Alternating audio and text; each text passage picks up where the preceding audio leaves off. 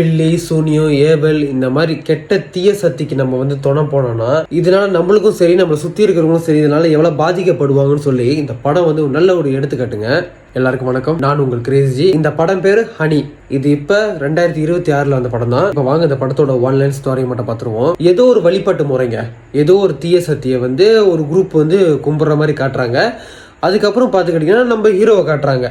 அவனை வந்து அவன் ஆஃபீஸில் அவனோட கூட வேலை செய்கிறவங்கள அடித்து விரட்டுறாங்க. எதுக்குன்னு பார்த்தீங்கன்னா அவனோட நடவடிக்கை சரியில்லை, அதனால அடித்து விரட்டுறாங்க. நேராக வீட்டுக்கு வரான். வீட்டில் வந்து அவன் பொண்டாட்டி இருக்கிறான். அவங்க தான் வந்து இந்த படத்தோட கதாநாயகி.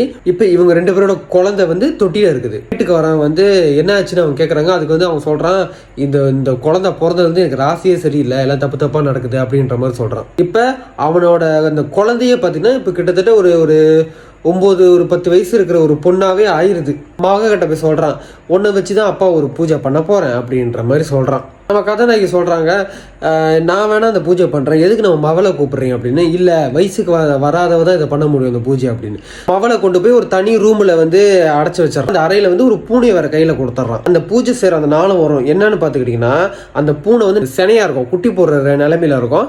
இப்ப அந்த நேரத்துல என்ன பண்றான்னா மவ கையில வந்து ஒரு கையில கொடுத்து பூனையை வந்து கழுத்துல வந்து தொங்க விட்டு இவன் வந்து அந்த ஆப்போசிட்ல இருந்து அந்த கயிறை இழுப்பான். பூனை வந்து அப்படியே செத்து போய் அந்த குட்டி அப்படியே புத்துன்னு வந்து விழுவோம்.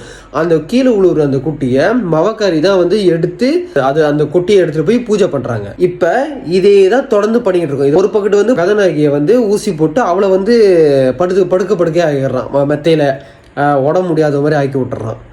இந்த பக்கத்து வந்து மக வந்து வயசுக்கு வந்துடக்கூடாது, இந்த பூஜை செய்யணும்னா வயசுக்கு வந்துடக்கூடாது சொல்லிட்டு அதுக்கு ஏதோ ஒரு ஊசியை வேற போட்டுக்கிட்டே இருக்கிறான். அந்த பொண்ணு வயசுக்கு வந்துடக்கூடாது அப்படின்னு சொல்லிட்டு தொடர்ந்து இதே நடந்துகிட்டு இருக்கு. ஒரு கட்டத்துக்கு மேல என்ன ஆயிருதுன்னா அந்த பிள்ளைக்கு வந்து ஒரு மாதிரி இலூஷன் வர ஆரம்பிச்சிருது. அதாவது அந்த பிள்ளை மாதிரி இருக்கிற ஒரு உருவம், ஆனா அது பூனை மாதிரி இருக்கும் லைட்டா. அது பேர் தான் ஹனி. அந்த மாதிரி ஒரு இலூஷனே வர ஆரம்பிச்சிருது. இந்த பொண்ணு வந்து ரொம்ப பாதிக்கப்பட்டிருது. இதனால கடைசியா கதாநாயகிக்கும் பொண்ணுக்கும் என்ன ஆச்சு, கடைசியா இதுக்கு எல்லாம் என்ன ஒரு முற்றுப்புள்ளி வந்துச்சுன்றது வந்து இந்த படத்தோட மீதி கதை வந்து அருமையா இருந்துச்சு. இதெல்லாம் வந்து சமுதாயத்துல வந்து இந்த மாதிரி நிறைய மூட நம்பிக்கை நடந்துட்டு தான் இருக்கு. அந்த தழுவி எடுக்கப்பட்ட ஒரு நல்ல ஒரு அருமையான ஒரு கதைங்க. கண்டிப்பா எல்லாரும் பார்க்க வேண்டிய ஒரு படம். இந்த படம் மூவி பாக்ஸ்ல இருக்குது, தமிழ் டப்பிங்லேயும் இருக்குது. தாராளமாக இந்த படத்தை போய் அங்கே தட்டி பாருங்க. இந்த ரிவ்யூ பிடிச்சிருந்துச்சுன்னா லைக் கொடுத்துட்டு இந்த வீடியோ நிறைய பேருக்கு ஷேர் பண்ணி விடுங்க. அடுத்து நான் என்ன படம் ரிவ்யூ பண்ணணும்னு நினைக்கிறீங்களோ அது வந்து கமெண்ட் பாக்ஸில் வந்து சொல்லுங்க. ஆல்ரெடி இந்த படம் நீங்கள் பார்த்துருங்க, இந்த படம் எப்படி இருந்துச்சுன்னா அதையும் கமெண்ட்ல சொல்லுங்க.